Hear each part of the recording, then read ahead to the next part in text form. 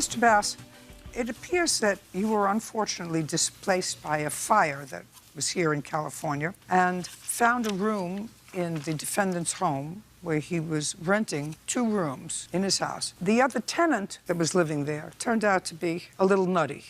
Would that be a fair statement? Yes, he was actually a very good... I didn't ask. Oh, excuse me. Okay, sorry. As a result of him being a little nutty, either or both of you got a restraining order against him, and he was gone. Then it is your claim that after this person was gone, this was in January, by the way, of 2018, that you moved into his house. The person who left after the restraining order left in what month and year? Madam, the original tenant was another wonderful roommate who moved because of the hostility of Mr. Miller. That's not true. The second roommate who came in was invited in by Mr. Miller. He was arrested on the driveway. Would you just answer my question? I'm confused as to which one we're speaking about, because there subsequently was another man who violently attacked us and was arrested inside the home. Just a second. It's a very simple question.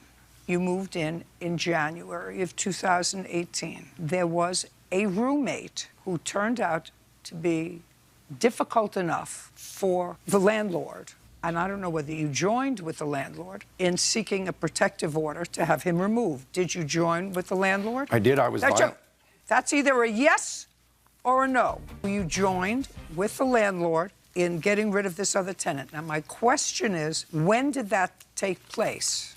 I believe that was April of this year. Now, after that, was another roommate admitted to your home? Yes, that moved in to take his room.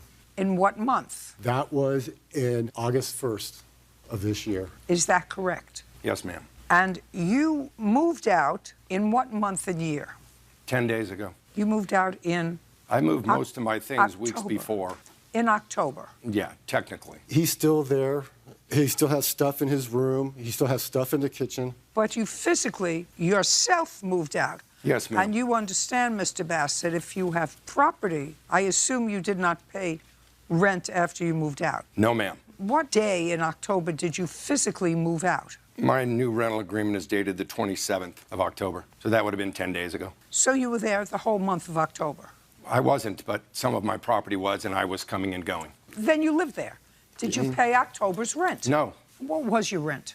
$700. Did you pay August's rent? Yes. So the only rent that you didn't pay was the month of October? September, madam. You didn't pay September either? No. And you were there in September? Yes, after filing the action and sending several letters certified to him, asking to be relocated and to be compensated for the damage, including violent attacks against me, destruction of my property, an overall hostile environment. The one man you mentioned that was taken to jail, that was the second man who was arrested on the property. He had previously invited another man, a known schizophrenic that Mr. Miller knew had been arrested for violent acts and was indeed arrested on the driveway while fighting with the police and screaming and cussing at the neighbors. That was before the man that you just mentioned was arrested inside the house for violently attacking me, saying he was going to kill me repeatedly and to kill my family repeatedly, even while in custody of the police. He did, in fact, return and stole my property, vandalized my property to the tune of thousands of dollars, and vandalized his car, let the air out of my tires, this sort of thing,